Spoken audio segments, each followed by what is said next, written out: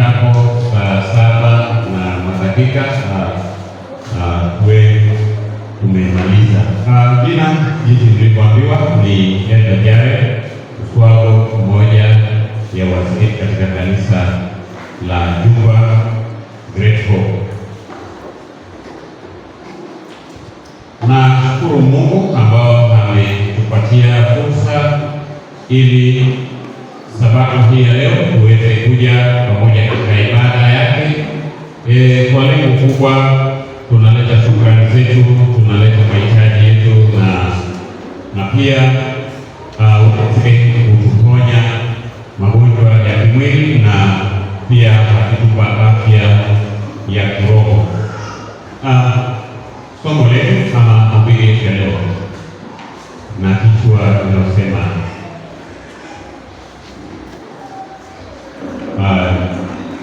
a servant who suffered, or suffering servant. Fungu letu ambao tulisoma katika kitabu cha Luka, kitabu kilikuwa ni cha Luka 2, mstari wake ni wa 52, ambao ilikuwa inasema kwamba Yesu aliendelea alikuwa katika hekima na kimo, yeye anampendeza Mungu pamoja na mwanadamu. Wimbo ukaenda kwamba Yesu anaokoa, sauti inasikika kila mahali, Yesu anaokoa, wenye dhambi wajue Yesu anaokoa, viziwa vinaimba na vyote tunasema ya kwamba Yesu anaokoa. Mwanadamu aliyekuwa aishi katika maisha mazuri kulingana na makusudi la Mungu hayakuweza kuendelea kulingana na mpango huo kwa ajili ya yule mwovu ambao aliasi na baada ya kushindwa akatupwa, na alipokuja akaja na ghadhabu nyingi.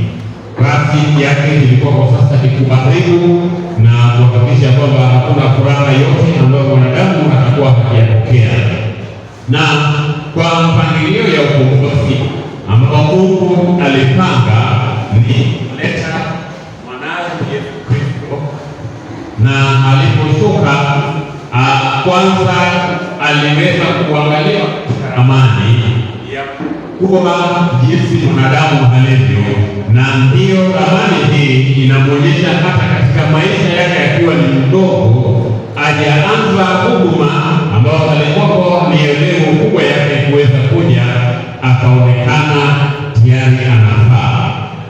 Yeye anaendelea kuwa katika hekima, yeye anaendelea kupendeza kwa macho ya mwanadamu na hata pia katika uhusiano wake na Mungu.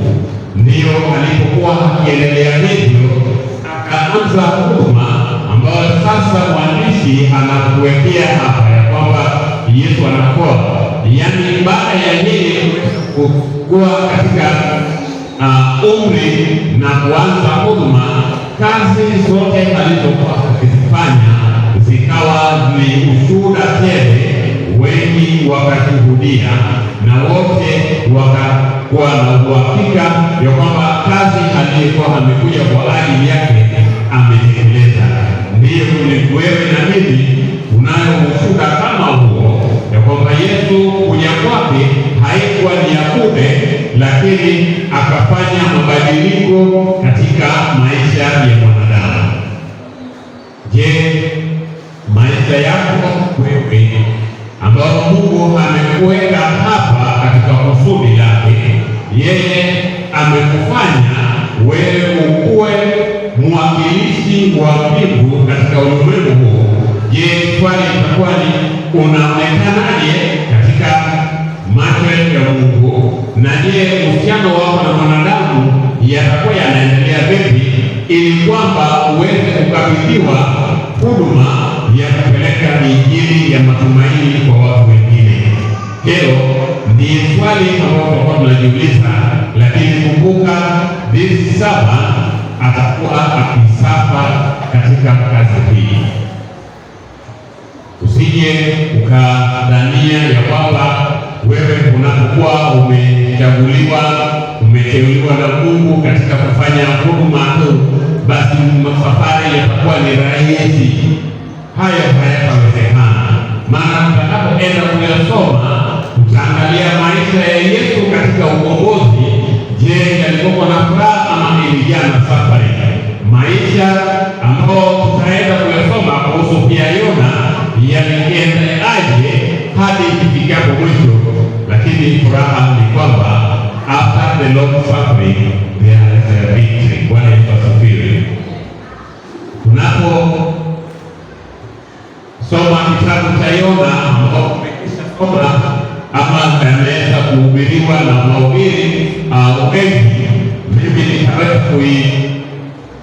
kuyapitia, maana ya kwamba kazi hii Yona akiwa yeye ni nabii, yeye nilipakwa mafuta ambao kazi yake nilipakwa likwenda kuevangelize. Kazi yake na yangu yanafanana kwa sababu Mungu amekutuma katika Eugenia ya mwaka huu tunaposema I will go.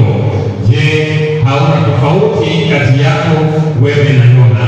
Lakini huende kawa kuna chembe ambayo ya mwanadamu mwenye anayetumwa, lakini anasitasita. Anapoenda anataka jinsi yeye mwenyewe, sio jinsi Mungu alivyokuwa anahitaji. Yona hakutaka watu wanne waokolewe, licha ya kwamba yeye ni mtumishi wa Mungu. Alipoangalia historia ya mji ule ambaye ilihitaji mwendo wa siku 3 awe amefika, akachukua kona ya kuingia katika nchi nyingine ama katika mji nyingine ya tatu, kwake ni kwa sababu alielewa ya kwamba ile si mji unaofaa. Kwa hivyo kama Mungu ameweza kutamka ya kwamba dhambi zao zimenifikia, basi ni hakika waingie katika ghadhabu ya Mungu. Na anapotuma Mungu, mpangilio yake ni kwenda kuokoa, na huyo wakasema mioyoni mwao kwamba hawafai kuokolewa. Kwa hivyo halipokuwa anajaribu kukwepa ni just as a delay tactic, ili kwamba kama Mungu alikwisha fanya uamuzi, basi yaweze kufanyika. Mipangilio ya Mungu ambayo haiwezi kupanguliwa na mwanadamu. Alipofika katika safari ambayo ilikuwa ina changamoto, na akaanza kupaza sauti yake akisema kwamba mji utaangamizwa. Habari inapofikia mfalme, akapanga ya kwamba taifa nzima watakuwa wakifunga, maana alipomwambia kwamba chini ya siku 40 mji huu unaangamia. Baada ya mfalme kutangaza ya kwamba kutakuwa na kufunga taifa mzima, hata na wanyama wote wanafunga, Mungu akaamua sasa kuiokoa na kuinusuru mji ule isiangamie. Na unaposoma ukifika katika kitabu cha Yona 4, basi unampata huyu Yona mtumishi wa Bwana anakasirika akisema kwamba Mungu, nilijua wewe ni Mungu mwenye huruma sana, hata hao tayari umekwisha shuhudia hali zao, sasa hata bado unaendelea kuwahudumia. Mpaka sasa Mungu anasema kwamba ataiangamiza mji ule, bali ataiokoa. Na mpendo wangu, na kujulisha kwamba wakati Mungu anakutuma sisi tuweze kuwa wainjilisti, tuweze kujua ya kwamba haitafanyika kulingana na jinsi tunavyotaka, bali yatafanyika kulingana na mapenzi ya Mungu. Mungu anapopanga, wewe na mimi ni kuweza kuitekeleza kazi hiyo. mtu mmoja ambaye alikuwa ni mwinjilisti wa vitabu na akawa na kazi ya kuweza kufikia watu mmoja baada ya mwingine. Maana uinjilisti wa vitabu si rahisi, sio kama yule atasimama katika jukwaa na kuhubiri. Utafikia kila moja, haujui atakupokea jinsi gani na hujui atakubali kuchukua kitabu kile na kile ataenda kuyasoma. Sasa ndugu huyu alifanikiwa kuweza kuwa ana gari ili hawezi kufika hata katika sehemu ambayo ni mbali sana, haijaweza kufikiwa ama hakuna kanisa pale. Na gari alilokuwa nalo ni gari ambayo ilikuwa ni mzee, gari ambayo imezeeka, wakati wowote inaweza ikazima na utafuti fundi, wakati wowote unaweza ukaweka kando, umeisimamisha kawaida, ukirudi imekataa kuwaka. Sasa yeye katika safari yake alipofika mahali, hali ikampata hivyo chombo aliyokuwa anatumia ikaweza kuzima na ikakataa kuwaka. Sasa mtumishi wa Mungu na akiwa peke yake akajaribu chombo chake ikakataa. Basi akahitaji apate kusukumwa, apate watu wamsaidie katika hali ya kusukuma kama gari lake litawaka, ili aweze kuendelea na safari. Ndugu yule ilimbidi sasa aende katika manyumba ambayo yalikuwa karibu pale ya kuomba msaada. Wapendwa, sometimes inakuwa vigumu wewe ukiwa na gari halafu naomba mtu akuja kusukume kwa gari yako, ni wako hujui atakujibu haya ama ataona haya. Na alipata nguvu ya kwenda kwa ajili ya kuomba msaada. Akafika katika manyumba mawili, akaomba kama watu wanaweza kutekelezea ili aweze kupata msaada na gari yake iweze ya kuwaka na asonge. Na wale wawili waliompokea walikuja wakamsaidia, gari ikasukumwa sana, lakini mwishowe gari chombo kile kikastart. Na ilipostart, katika shukrani ambao alikuwa nayo ni akachukua vitabu vyenye alivyokuwa navyo akawapatia kila mtu moja moja, akamwambia ndugu, nawashukuru sana, maana mmenisaidia, gari yangu sasa iliwaka na itasonga. Mimi nawapatia vitabu hivi mwende mkazisome. Na nadhani katika maisha ya sasa hivi si wale wengi watachukua vitabu, watamwitisha, tunataka pesa, tumetumia mtu nyingi, tupe pesa. Yeye kwa mtumishi wa Mungu, mnajua hali wanayopitia, ana fedha na akawapa vitabu. Alipowapa vitabu, wale wawili wakapokea vitabu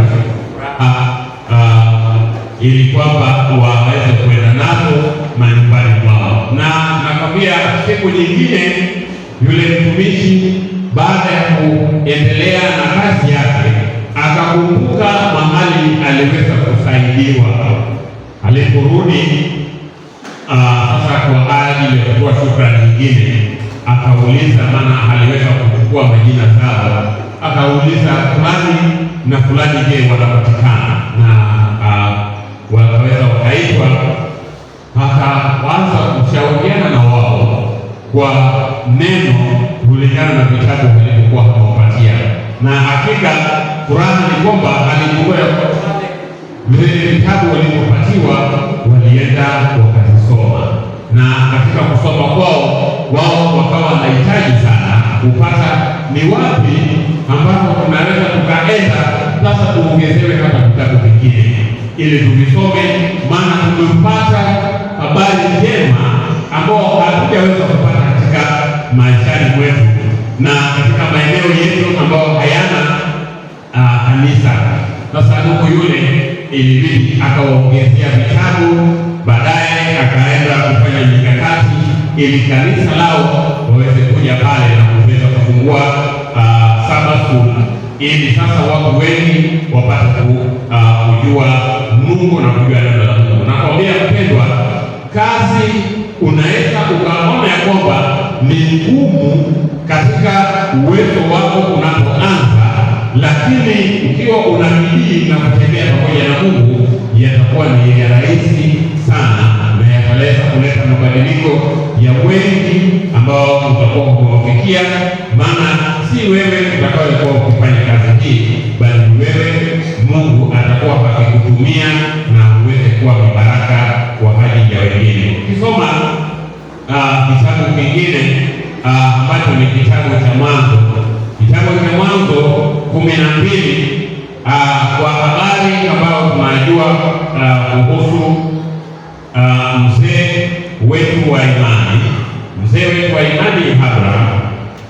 Mungu anamwambia aondoke, na anapoondoka anaondoka bila kuuliza maswali, mimi nitakapokwenda ni wapi, ila kwamba Mungu alikuwa anakusudi kwa ajili yake, akimwambia wewe kwenda kwako utaweza kuwa unaenda kuwa ni baraka kwa ajili ya wengi.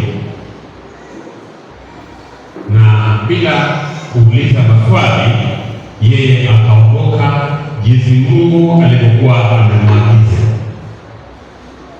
Usajili wewe unapoandikwa uondoke, utakuwa ukiuliza maswali mengi na mambo kadhaa na kadhaa, ukitaka kujua sasa, je, ni nini yatakuwa faida kwangu, ama ni kwa kusudi gani niweze kuenda. Lakini Mungu yeye anajua ya kwamba wewe kwako haitakuwa ni mambo ya kawaida, lakini utakuwa ni wewe ni baraka kwa ajili ya watu wengine. Na pia katika usomi wale ambao wameweza kuchimba maandiko sana kuhusu huyu mzee, Mungu sababu ya kumuondoa ili aende akuwe ni baraka kwa wengi ni wakati alipogundua kujua Mungu wa kweli. Alipokuwa na mzazi wake alikuwa akitegemea, akijua kwamba miungu ndiye yanaabudiwa, na jinsi mnavyofahamu kwamba wengine wako na miungu, yani statue ambao wanaabudu. Basi yeye pia mzazi wake alikuwa hapo na miungu ama smaller statue na zile ambazo ni vikubwa. Sasa alipoachwa ya kwamba aweze kuzitunza katika kupangusa, maana amezipangwa mahali katika nyumbani mwao, basi katika kushikashika moja ambayo ni ndogo ikaponyoka mkononi mwake, ikaanguka, alafu ikavunjika. Na kwa sababu anajua kwamba babake anazitaja kwamba hizi ni Mungu na kuna mwingine ni Mungu mkubwa. Wakati mzazi aliporudi na akataka kujua ni nini ilifanyika, mbona Mungu mdogo amevunjika. Sasa huyu akamjibu kwamba ni huyu Mungu mkubwa ndiye alimgonga huyu mdogo akavunjika. Sasa kwa baba akajaribu tena kubishana ya kwamba haiwezekani, Mungu mkubwa amegonga Mungu mdogo akavunjika. Sasa akamwambia baba, wewe kama huamini kwamba Mungu huyu mkubwa amegonga mdogo akavunjika, sasa basi zinafanyaje kazi ya kuokoa kama hazifanyi kazi? Kwa sababu wewe unaziabudu ukijua Mungu mkubwa anatenda kazi na Mungu mdogo pia anafanya kazi.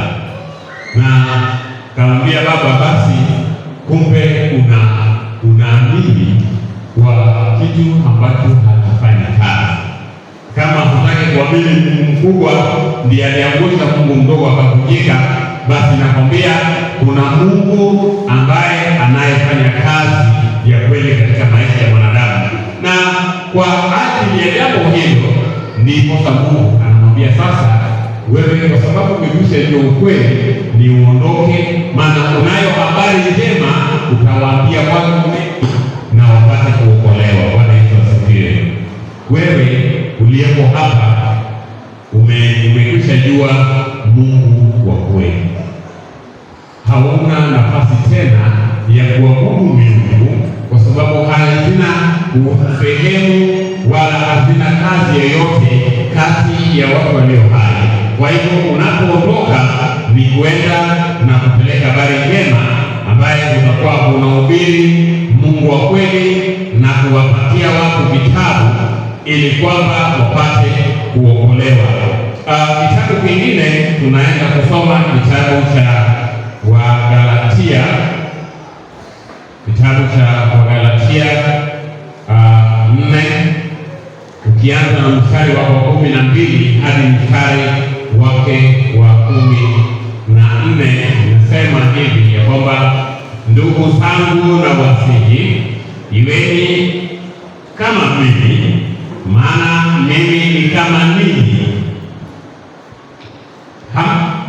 Hamkunidhulumu kwa lolote, lakini mwajua ya kuwa naliwahubiri Injili mara ya kwanza kwa sababu ya udhaifu wa mwili, na jaribu lililowapata katika mwili wangu hamkunidharau wala kunikataa, bali mlilipokea kama malaika wa Mungu, kama Kristo Yesu. Paulo aliandika habari hii ndio kwamba katika huduma yeye naye alipokuwa akienda na kuhubiri, wengi walipokea, na Kristo Yesu aliposhuka ili apate kuhubiri Injili alichukuliwa na wachache.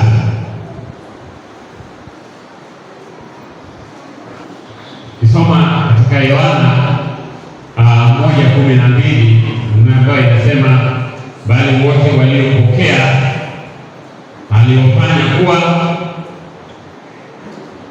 aliwafanya kuwa wanafunzi wake, na ni wale ambao waliamini neno lake. Wale wote waliopokea aliwapa uwezo wa kufanyika watoto wa Mungu, na ni wale walioamini jina lake. Na kiendelea tunapata kwamba alipokuja kwa watu wake ili kwamba aweze kuwaokoa, wengi hawakuweza kumwamini. Wengi walimwangalia na wakamdharau, akaonekana ni mtu asiyekuwa na sehemu katika mbele ya watu. Ndiposa maisha ya Yesu hasa 7 ilijaa na safari, na yote ni kwa ajili ya uamuzi ambao wewe mwenyewe ulifanya, pamoja na uamuzi ulioyafanya nini: kumkataa, kumdharau, kumdhihaki, na akatajwa na majina mengi sana. Na mahali akatajwa akaitwa the fellow sinners, kwa sababu alipoonekana ameketi na wenye dhambi wakamdharau sana. Tuliza, sasa huyu amekuja akajitambulisha yeye ni mwana wa Mungu, lakini je, mbona anakaa na hawa ila yeye ni mtakatifu? Basi huyu ni the fellow sinners. Akakubali hiyo kwamba mimi nilikuja kwa ajili ya wale ambao ni wagonjwa, ili wapate tiba waokolewe. So wale ambao walijua na walidhania kwamba wao hawahitaji tabibu, waliendelea kumkejeli katika maisha ambao alikuwa anapitia. Sasa baada ya hayo, na kwa sababu tunajua pamoja na nchi yetu tuko na wanahabari. Wanahabari kazi yao ni kuweza kuchukua ile taarifa yote vile mambo yalivyokuwa yakifanyika, alafu wewe utaketi jioni ukitazama katika runinga au usikilize katika redio ni nini kilifanyika. Si huwa tunafanya hivi. Je, uweze kusikia huyu mwanahabari alipokuwa amefika aliweza kutoaje taarifa? Kitabu ni cha Isaya 53. Isaya 53, tusikize huyu mwanahabari amekuja na taarifa sasa ambayo yanahusu yote ambayo yalikuwa yakiendelea. Mwanahabari anasoma sasa taarifa. Ni nani aliyesadiki habari tuliyoileta? Kwa mkono wa Bwana amefunguliwa nani? Anauliza swali ya kwamba kwa yale yote ambayo yalikwisha fanyika na kwa hayo yote ambayo ninyi pia mmeshuhudia, je, ni nani ambayo amesadiki na ni nani amefunguliwa? Nasema katika taarifa naendelea kusema, maana alikuwa mbele zake kama mche mroho na kama mzizi katika nchi kavu. Yeye ana umbo wala uzuri, na kumwonapo ana uzuri hata tumtamani. Huyu analeta taarifa ya tukio ambalo tayari imekwisha fanyika. Anauleta habari ya Yesu ambao alipotangulia akakuta watu wenye mioyo migumu ambao yanafananishwa na nchi kavu, mahali ambapo hayawezi kupandwa chochote na ikamea. Na yeye anasema kwamba yalionekana kama ni mche mroho, yani the tree ambao ilimea mahali ambapo ilionekana ni pazuri, lakini penye mti huu ulimea. Anasema kwamba hata akaweka mzizi ndani ya nchi kavu. Nilijaribu kufikiria the dry land, jinsi huu tender tree anaweza akaimea na kukua na kuweka mizizi ndani ya dry land, lakini tunampata Yesu Kristo, habari njema aliyokuja nayo, licha kwamba wengi wakawa na mioyo migumu, lakini wakaweza kushuhudia habari yote ya Yesu kwamba anaokoa. Waliweza witness all the goodness of God, kwamba wengi waliokuwa na mahitaji aliwafikia na yeye akawabadilisha katika maisha yao. So akawa ameweka mizizi katika nchi kavu. Mioyo ambayo yalikuwa mikavu sasa wana nafasi ya kutambua. Anasema kwamba yeye licha ya kwamba alipoonekana hakuonekana in any form of beauty, yani hakuwa mzuri, hakuwa anapendeza. And that's why hata wengine wakimtemea mate walipokuwa wanamwangalia kaonekana huyu hafai, huyu he is nothing in our life. Na licha ya hayo, but there was much goodness in him ambao aliweza kufanya tunapomwona hana uzuri ili tukaweze tukatamani. Mwanahabari huyu anasema ya kwamba alidharauliwa na wa huzuni nyingi ajuaye sikitiko, na kama mtu ambaye watu umpicha hivyo sawa, alidharauliwa wala hatukuhesabu kuwa kitu. Au wanaosomewa habari ni watu ambao wametulia kama nyinyi mliotulia hapa, mnasomewa sasa tukio ambayo ilikwisha fanyika, kwa maana hawakumuona kuwa ni kitu katika macho yao. Wanapoketi sasa wanasomewa taarifa jinsi maisha yao walivyoamua vibaya. Mstari wa 4 katika kitabu cha Isaya 53 anasema, hakika amechukua masikitiko yetu, amejipiga huzuni zetu, lakini tulimdhania ya kuwa amepigwa na Mungu na kuteswa. Kwa hivyo yale maisha yote this servant anapitia na kusafa, wengi wanaokolewa wanaona kwamba huyu ni adhabu ambayo ilikuwa inastahili, ni dhambi zake yeye mwenyewe, ni mambo ambayo aliyatakia ndiye inayompata.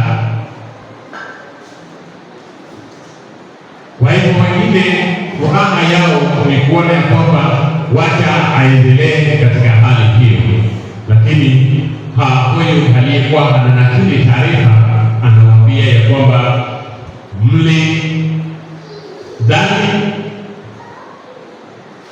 ya kuwa amepigwa na Mungu na kuteswa, bali alijeruhiwa kwa makosa yetu. So sometimes the servant anapitia mambo magumu sana kwa ajili ya watu ambao wanataka waokolewe.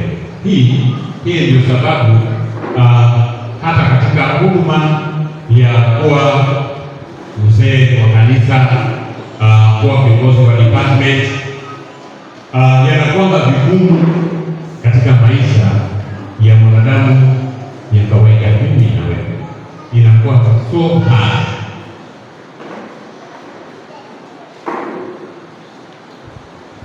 But inahitaji kujisacrifice,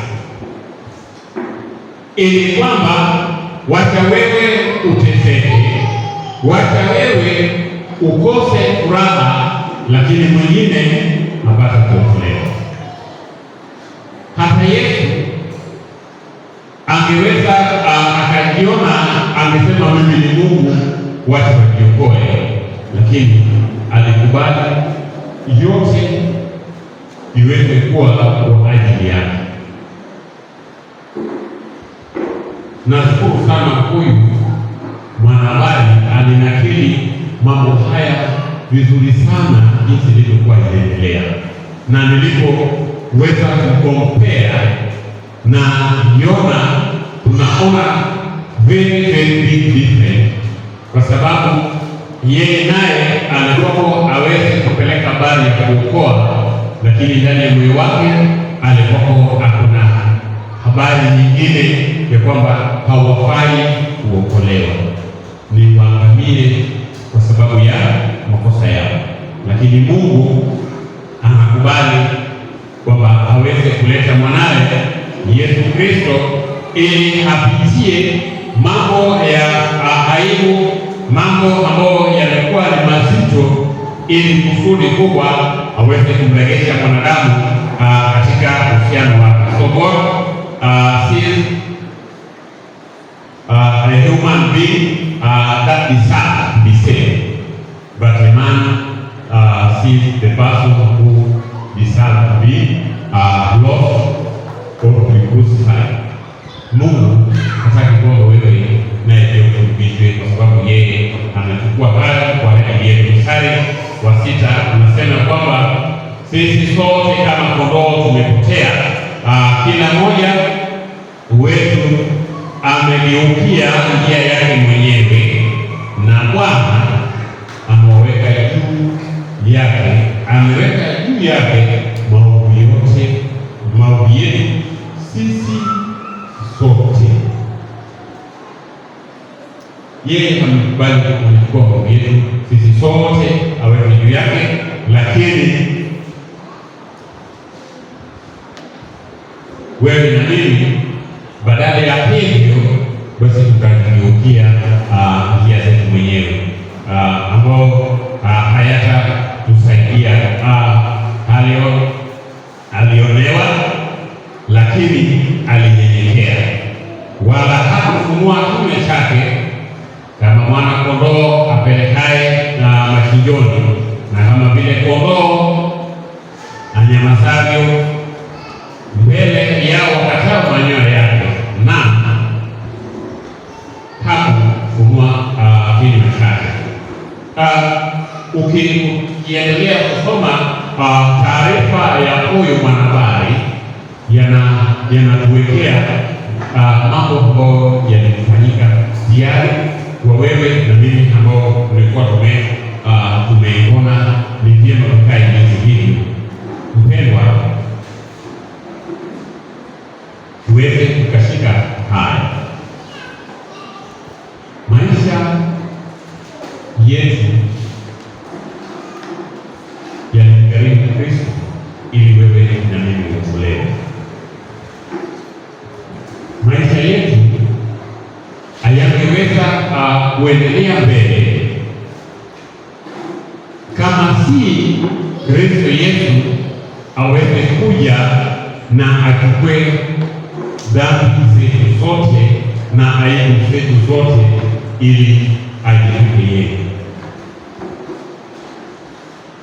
Na kwa sababu ametufunulia huduma ya kuweza kwenda na kuokoa wengine, ndiye maana sasa wewe na mimi tunapatiwa jukumu ya kwenda kuevangelize. Katika kuevangelize kwako, basi ni rahisi sana katika nyakati hizi, wewe ambao sasa hautakuwa unachukua gharama yote ya kosa la mwingine, lakini unayo nafasi ya kuweza kupelekea mahubiri kama yule mwinjilisti aliyekuwa na mtara. The literature yanakaa very simple but need God to work with ili upate kufaulu. Yatabadilisha maisha ya wengine kwa sababu wanao nafasi ya kumjua Mungu wakiwa yeye na Mungu katika kitabu.